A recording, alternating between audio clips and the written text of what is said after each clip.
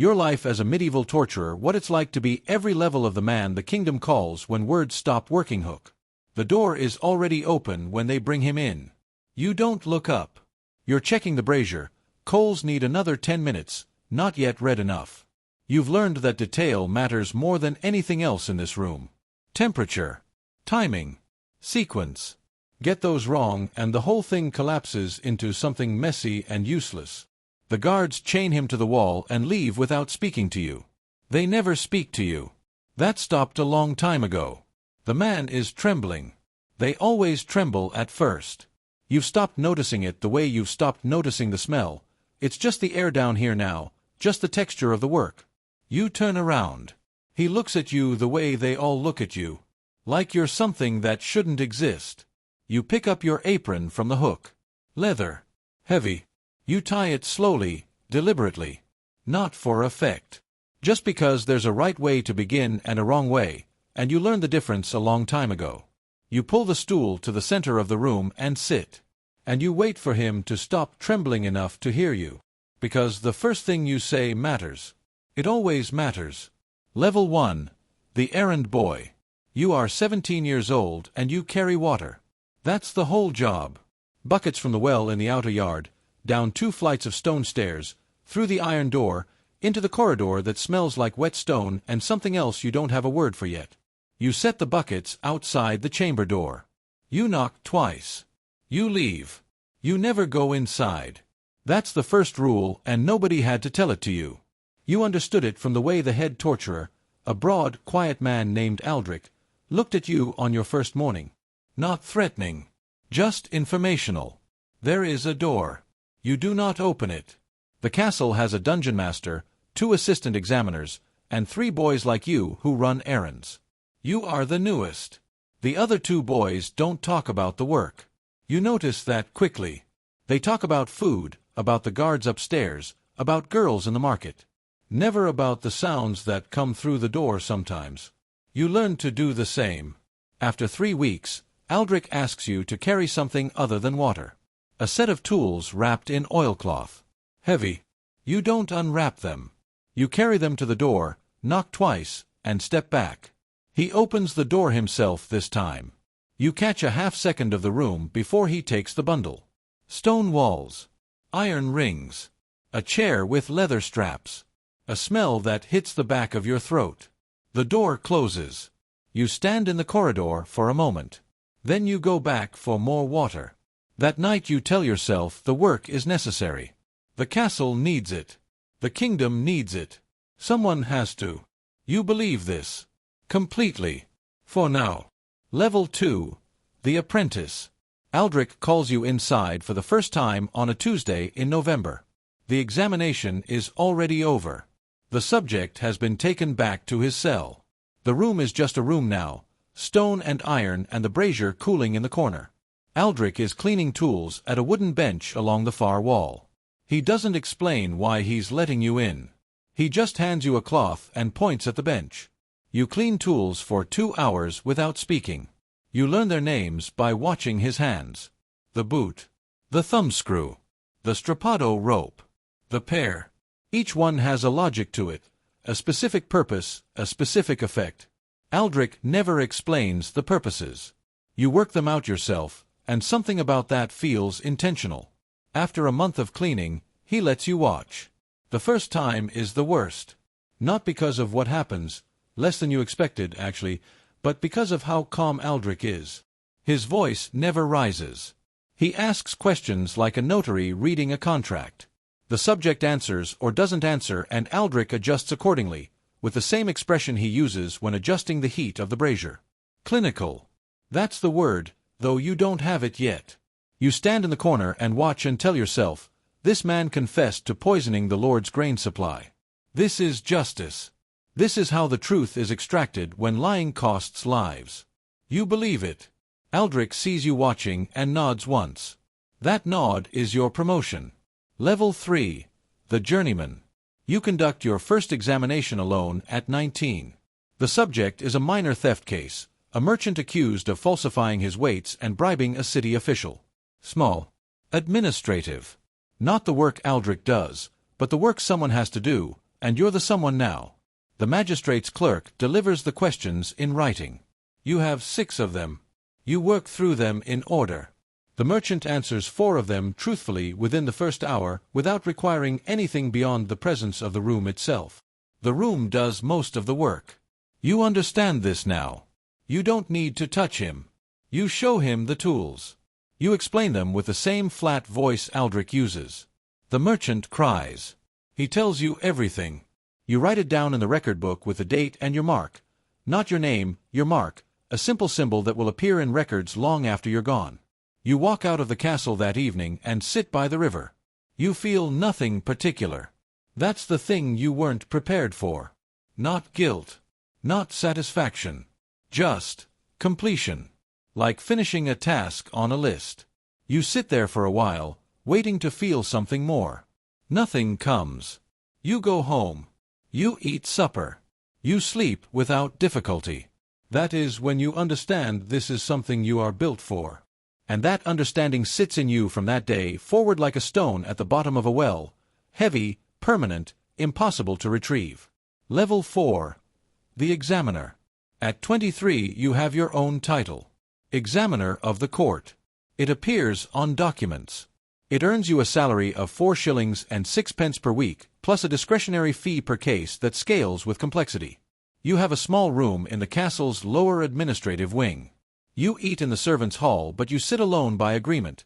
Unspoken, mutual, permanent. The work has patterns now. Political prisoners come in waves tied to court intrigues you only half understand. Heresy cases come from the bishop's office and require a church representative to be present, which you hate. They ask too many theological questions and slow everything down.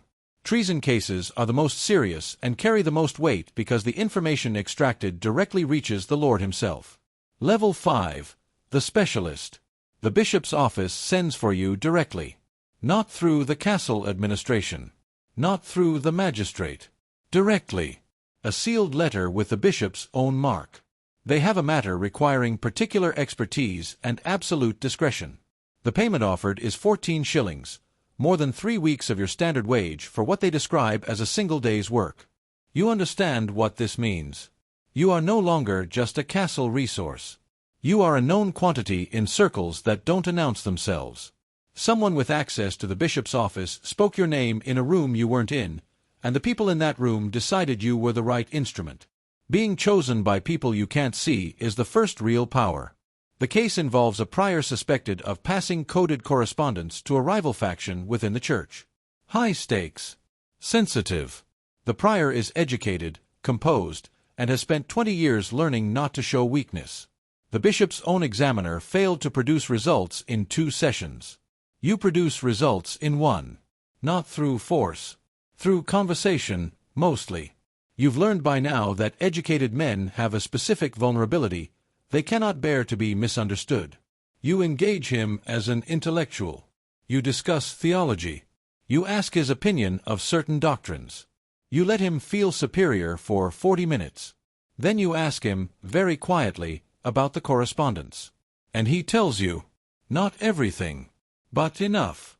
Enough that by the 3rd hour you have names, dates, and a routing system for the letters that the bishop's own investigators couldn't find in 2 months. The bishop's clerk meets you outside the chamber. He counts coins into your hand without looking at your face. 14 shillings. You walk out of the ecclesiastical prison into afternoon sunlight and think about what just happened. You didn't use a single tool from the bundle. You used your mind. And that is when the work changes again, when you understand that the chamber is almost irrelevant. The chamber is theater. The real examination happens in the space between 2 minds, and you have become very, very good at navigating that space. The tools are for the ones who don't talk. But most people talk. Level 6. The Authority. You are 31. You train others now. The castle has 2 junior examiners assigned to you. Boys of 16 and 18, both sent by families who understood, as yours once did, that this position offers security, salary, and a particular kind of invisibility that some families find useful. You were them once. You try to remember what you needed to hear at that age. You tell them, the room does most of the work. Your job is to manage what the room starts. You tell them, write everything. Date, time, subject's condition, questions asked, answers received, methods employed if any. The record is the product. The record survives when everything else is gone.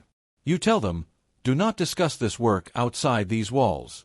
Not because it is shameful, because it is serious. And serious things require containment.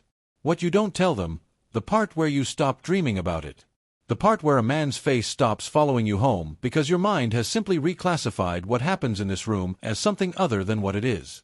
You don't tell them how that reclassification happens or when. They'll find out, or they won't, and if they don't they'll leave within the year. The Lord summons you personally twice in your 31st year. Not to the dungeon.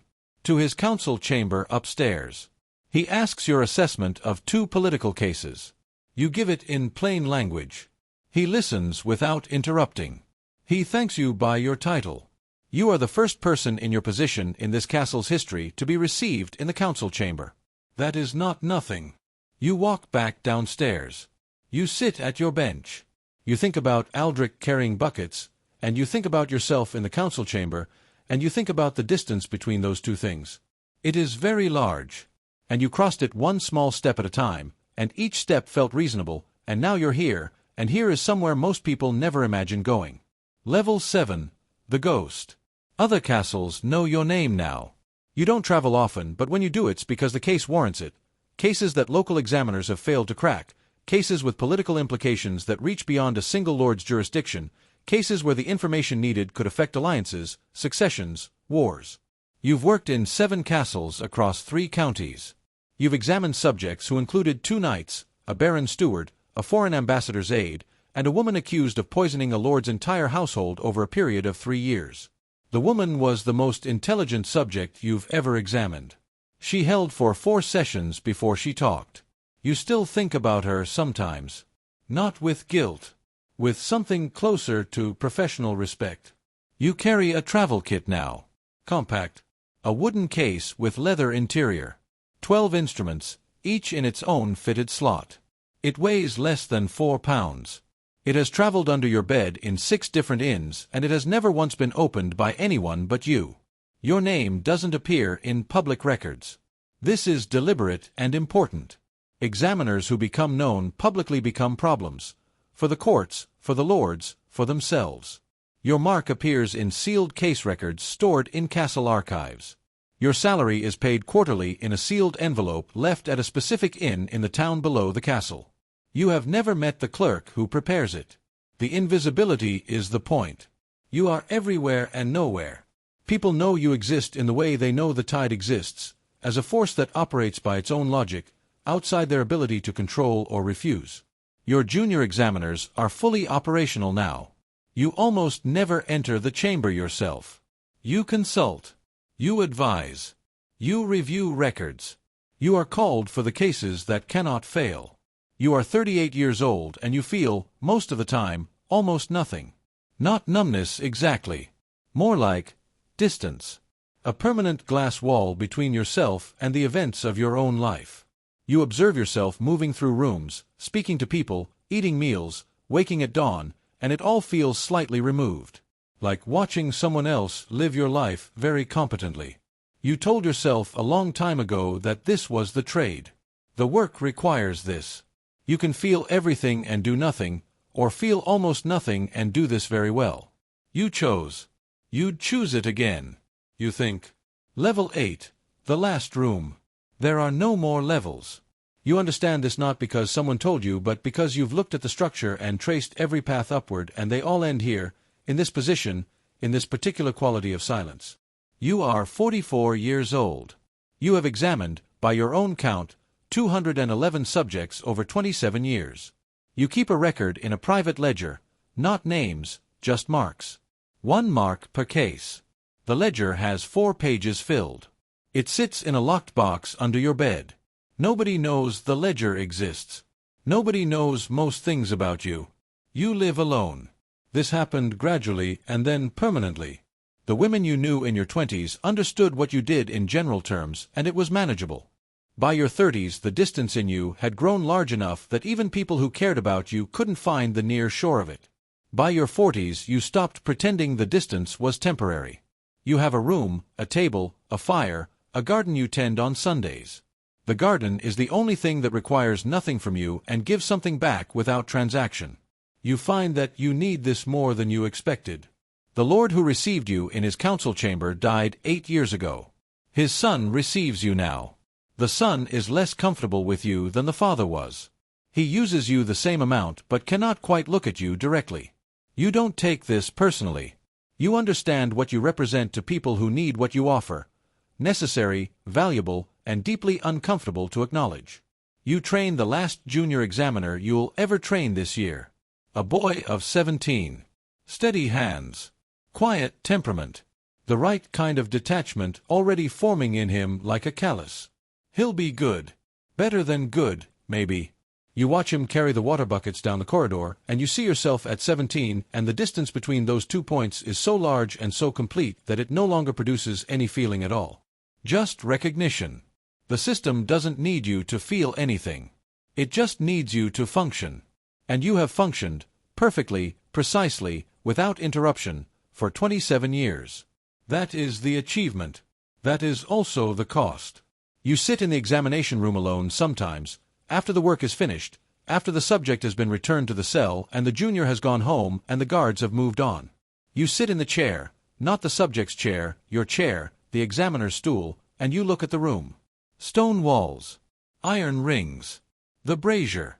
The bench with the tools in their places. You built this version of this room. The layout. The sequence. The methods. The documentation system. You taught 3 men who will teach 3 more, and those men will teach others, and this room in some form will exist in some castle for 100 years after you're gone. You are not in the records. Your name is not on anything. But the structure you built is everywhere. That is the only immortality available to you. You sit with that. Quietly. Alone. Without drama. The door to the room is open. You can see the corridor. A torch burning in the bracket on the far wall, same as always. The cycle continues. Somewhere in the outer yard tonight, a boy of 17 is being shown where the well is. Someone hands him 2 buckets. Someone points at the door to the lower stairs. Someone explains that he is to carry water twice daily, knock twice at the iron door, and leave the buckets in the corridor. He nods. He is grateful for the work. His family needed the placement. The salary is modest but certain, and certain matters when you have nothing. He doesn't know what's in the room beyond the door. He thinks he can probably guess, and that it won't be as bad as people say. He thinks the men who do this work must be a particular kind of monster, and he is relieved he will only be carrying water, only working on the periphery, only adjacent to the thing itself. He picks up the buckets. He starts down the stairs. He has no idea what the stairs lead to. But he'll find out. They always find out. And by the time they do, the door has already closed behind them.